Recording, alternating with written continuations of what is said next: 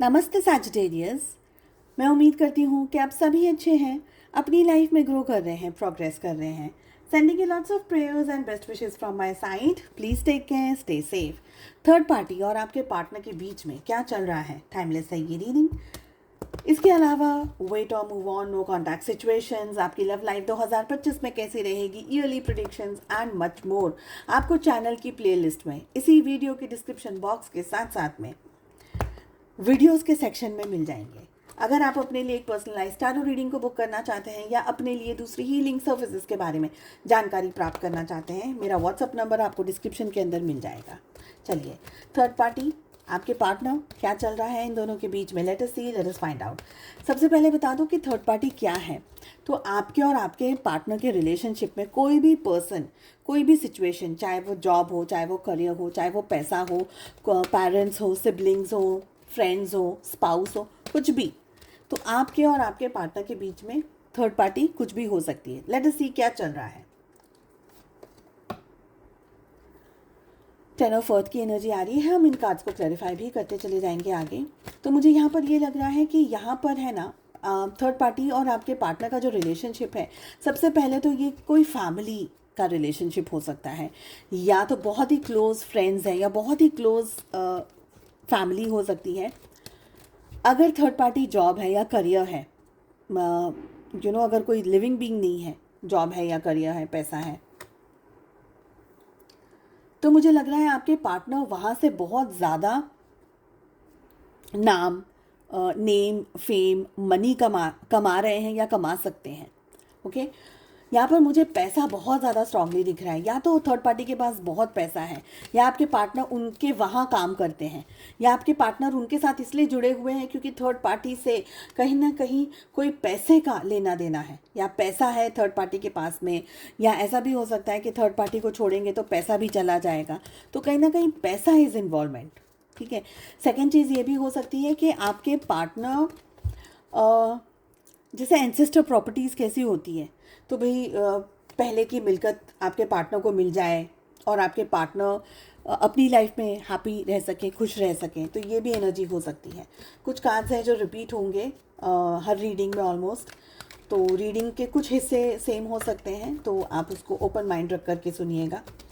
Second card हमारे पास में आ रहा है हेरोफेंट का। वी हैव 9 ऑफ एयर, और हमारे पास में द हैंगमैन की एनर्जी आ रही है, और द लास्ट कार्ड जो आ रहा है, oh we have the high priestess.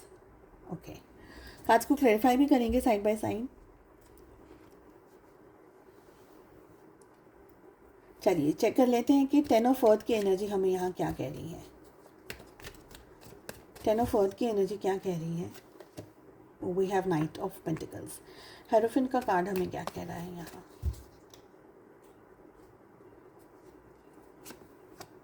To of swords, 9 of A के लिए हमारे पास में नाइट ऑफ वॉन्ड्स आ रहा है। देखिए, मुझे यहाँ पर ये लग रहा है ना कि आपके जो थर्ड पार्टी है, ये एक बहुत ही स्टेबल चीज़ है, कोई स्टेबल बात है, स्टेबल सिचुएशन है, जिसको हिलाना, जिसको हटाना, या जिससे दूर चले जाना इतना आसान नहीं है। स्टेबल चीज़ क्या हो सकती है, समाज हो सकता है।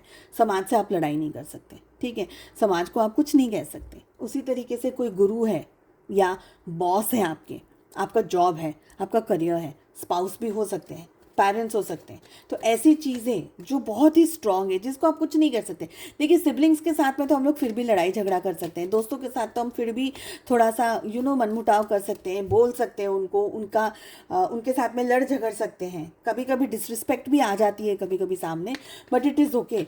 बट पेरेंट्स के साथ में, समाज के साथ में, वो सब आपके ऊपर ही बाउंस मारेगा। तो थर्ड पार्टी बहुत स्ट्रांग हो रिलेशनशिप में, स्पेशली मैरिज अगर है तो बहुत ज़्यादा स्ट्रांग हो, यहाँ पर मुझे ये लग रहा है। ओके, आपके पार्टनर और थर्ड पार्टी के बीच में क्या चल रहा है। सबसे पहले यहाँ पर एक और एनर्जी जो आ रही है 9 ऑफ एयर की, जो कि मुझे ये लग रहा है कि कहीं ना कहीं आपके पार्टनर को बिट्रेयल महसूस हो रहा है। कहीं ना कहीं आपके पार्टनर को लगता है कि यार मुझे यहाँ से हटना है, या तो आपके पार्टनर के साथ में धोखा हो रहा है। ओके, और आपके पार्टनर को ये बात पता चल गई है कि ओके, मेरी लाइफ में ना कुछ इशू चल रहा है, और वो इशू थर्ड पार्टी की वजह से चल रहा है। बट आपके पार्टनर अभी कोई स्टैंड नहीं लेंगे। तो स्टैंड की मैं आपको आगे बात बताऊं कि क्या है क्या नहीं है। बट आपके पार्टनर को कहीं ना कहीं कोई बहुत बड़ी चीज़ पता चल गई है, जिसकी वजह से आपके पार्टनर को चोट पहुंची, आपके पार्टनर को धक्का लगा है, सदमा लगा है। ओके, आपके पार्टनर इस चीज़ को छोड़ नहीं सकते, अपने आप को बैलेंस करने की कोशिश कर रहे हैं। सबसे पहले तो अपनी एनर्जीज़ को बैलेंस करने की कोशिश कर रहे हैं, खुद को बैलेंस करने की कोशिश कर रहे हैं। हैंडमैन का कार्ड भी मुझे ये कह रहा है कि पार्टनर आपके कहीं ना कहीं थर्ड पार्टी के साथ में अपने आप को और इस रिश्ते को लेकर के कॉम्प्रोमाइज़ कर रहे हैं, अपने आप को लेकर के सैक्रिफाइसेस कर रहे हैं। कहीं ना कहीं आपके पार्टनर दुनिया को नहीं दिखाना चाहते, समाज को नहीं बताना चाहते, या सोसाइटी को नहीं बताना चाहते क्योंकि मेरे और थर्ड पार्टी के रिलेशनशिप में इश्यूज चल रहा है या प्रॉब्लम चल रही है। ठीक है, आपसे तो बहुत सी चीज़ें छुप ही रही हैं, आपसे तो बहुत सी चीज़ें छुप रही हैं। साथ ही मुझे यहाँ पर लग रहा है कि समाज से भी और सोसाइटी से भी आपके पार्टनर बहुत सी चीज़ें छुपा रहे हैं। इन शॉर्ट अगर कहूँ तो अगर इतने ही हैप्पी हैं वो थर्ड पार्टी के साथ में, तो फिर बात बिल्कुल अलग होती है, कार्ड्स बिल्कुल अलग होते हैं। बट कहीं ना कहीं आपके पार्टनर थर्ड पार्टी के साथ में इतने भी खुश नहीं हैं जितने कि वो दिखाने की कोशिश कर रहे हैं या दिखा रहे हो। सपोज अगर आपको, तो एक पर्दा है, एक इल्यूजन है, एक भ्रम है।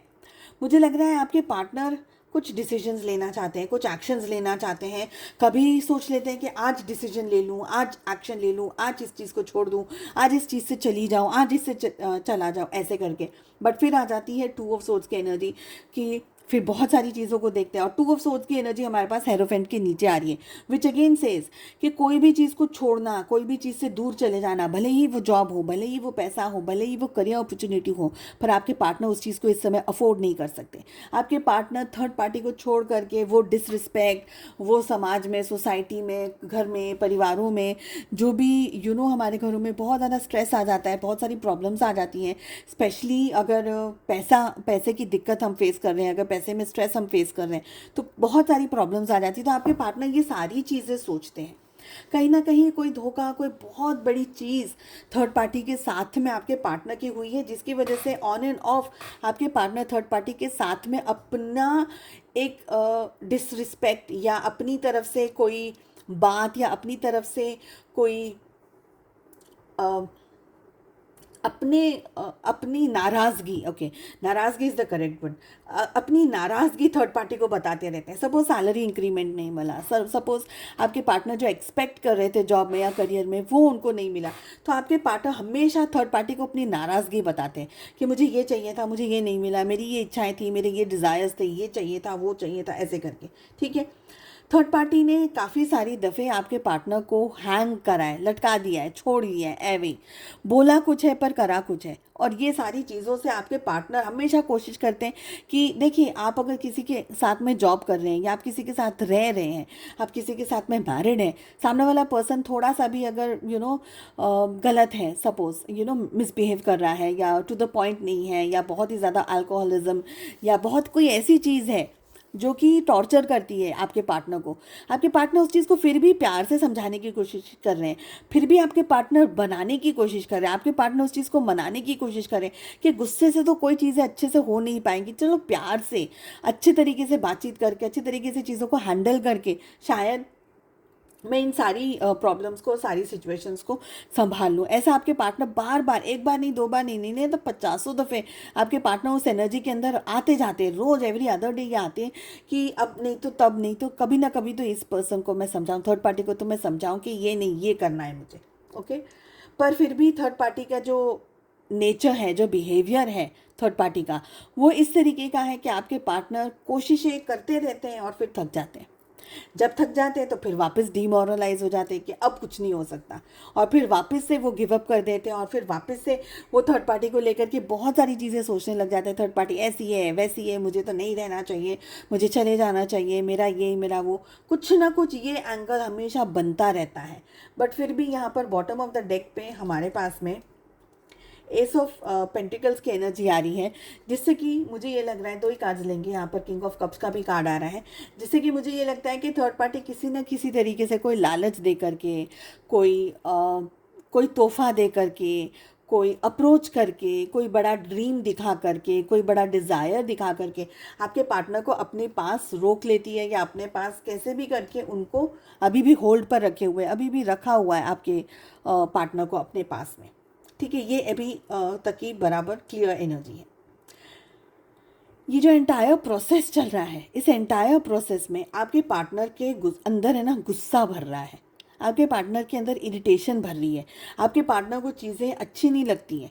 कुछ हद तक वो बोल पाते हैं तो बोल सकते हैं, ओके। कुछ हद तक सबसे पहले तो कंप्रेस करते हैं अपने इमोशंस को, कंप्रेस करते हैं अपनी एनर्जीज़ को, कि चुप रहो, मैं ज़्यादा नहीं बोलूँ, शायद चीज़ें ठीक हो जाएँ, शायद चीज़ें ठीक ना भी हो, है ना। कंप्रेस करते रहते हैं आपके पार्टनर। बट फिर क्या होता है, एक तरफ से बोल लेते हैं, एक तरफ से चीज़ों को बता देते हैं, एक तरफ से चीज़ों को दिखा देते हैं कि ये मेरा स्टाइल नहीं है, ये चीज़ मुझे पसंद नहीं है, ये चीज़ मुझे मेरे तरीके से चाहिए। तो ये सारी सिचुएशन ऑन एंड ऑफ बार बार हो रही है, एक बार नहीं हो रही है, ये बार बार हो रही है, अनटिल एंड अनलेस आपके पार्टनर कोई बड़ी चीज़ के बारे में डिसीजन ले, या कोई बड़ी चीज़ के बारे में चूज़ करें।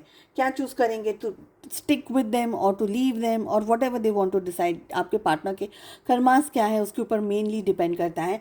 बट बार बार ये सिचुएशन हो रही है to teach your partner to learn something new from the entire situation. ठीक है, चलिए, मैं उम्मीद करती हूँ आपको रीडिंग पसंद आई। I wish you all the very best. हम मिलते हैं नेक्स्ट रीडिंग में। Take care, bye bye.